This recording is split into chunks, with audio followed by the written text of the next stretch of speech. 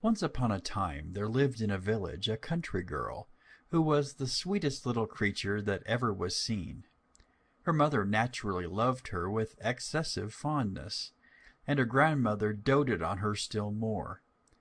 The good woman had made for her a pretty little red-colored hood, which so much became the little girl that everyone called her Little Red Riding Hood. One day her mother, having made some cheesecakes, said to her, "Go, my child, and see how your grandmother does, for I fear she is ill. Carry her some of these cakes, and a little pot of butter." Little Red Riding Hood straight set out with a basket filled with the cakes and the pot of butter for her grandmother's house, which was in a village a little way off the town that her mother lived in. As she was crossing a wood which lay in her road, she met a large wolf, which had a great mind to eat her up, but dared not, for fear of some woodcutters who were at work near them in the forest. Yet he spoke to her, and asked her whither she was going. The little girl, who did not know the danger of talking to a wolf, replied, "I am going to see my grandmamma, and carry these cakes and a pot of butter." "Does she live far off?" said the wolf. "Oh, yes," answered Little Red Riding Hood. "Beyond the mill you see yonder, at the first house in the village."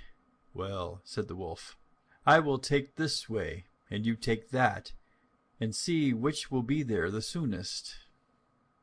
The wolf set off at full speed, running as fast as he could, and taking the nearest way, while the little girl took the longest. And as she went along she began to gather nuts, run after butterflies, and make nosegays with such flowers as she found within her reach. The wolf got to the dwelling of the grandmother first, and knocked at the door. "Who is there?" said some voice in the house. "It is your grandchild, Little Red Riding Hood," said the wolf, speaking like a little girl as well as he could. "I have brought you some cheesecakes and a little pot of butter that Mamma has sent you." The good old woman, who was ill in bed, called out, "Pull the bobbin and the latch will go up." The wolf pulled the bobbin, and then the door went open. The wolf then jumped upon the poor old grandmother and ate her up in a moment, for it was 3 days since he had tasted any food. The wolf then shut the door and laid himself down in the bed and waited for Little Red Riding Hood, who very soon after reached the house. Tap, tap. "Who is there?" cried he. She was at first a little afraid at hearing the gruff voice of the wolf, but she thought that perhaps her grandmother had got a cold, so she answered, "It is your grandchild, Little Red Riding Hood. Mamma has sent you some cheesecakes and a little pot of butter." The wolf cried out in a softer voice, "Pull the bobbin and the latch will go up." Little Red Riding Hood pulled the bobbin, and the door went open.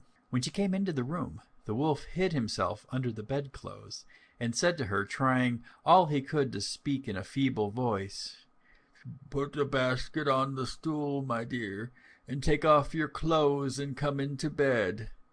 Little Red Riding Hood, who always used to do what she was told, straight undressed herself and stepped into bed. But she thought it strange to see how her grandmother looked in the night clothes, so she said to her, "Dear me, Grandmamma, what great arms you've got!" "They are so much better to hug you, my child," replied the wolf.